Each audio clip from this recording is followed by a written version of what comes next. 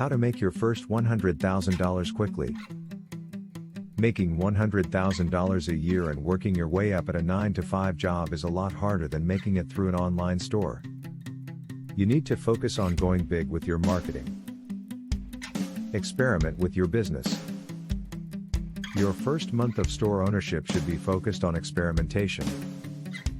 Run several $5 ads on Facebook. Scale quickly and reinvest profits. If you want to make $100,000 in revenue, you'll need to know when it's time to scale.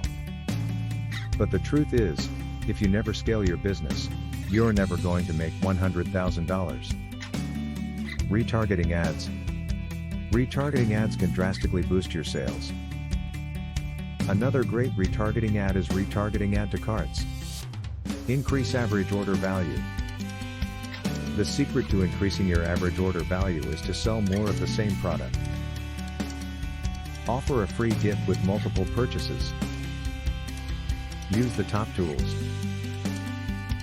BuzzSumo is a great tool for coming up with popular content ideas. You can also use the tool to find insight into other Shopify stores. 5 tips for making 6 figures in revenue. Incorporate your business. As you start approaching 6 figures in revenue, you'll want to incorporate your business. Incorporating your business keeps your personal income separate from your business income.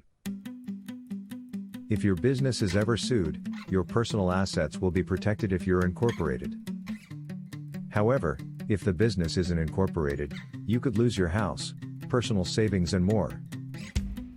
Know when to outsource. When you first start your online store, you need to be as frugal as possible and do as much of the work yourself as possible. However, as you start to grow, it's no longer possible to manage all your responsibilities independently. When you start realizing that there aren't enough hours in the day to do your work, you can outsource some of your work. You can outsource customer support and social media posts effectively. They'll be able to respond to customers quickly, allowing you more time to focus on generating sales. Build out your content strategy. Have you ever noticed that media companies are taking over the world? It seems like someone is always sharing a cool article on Twitter or Facebook.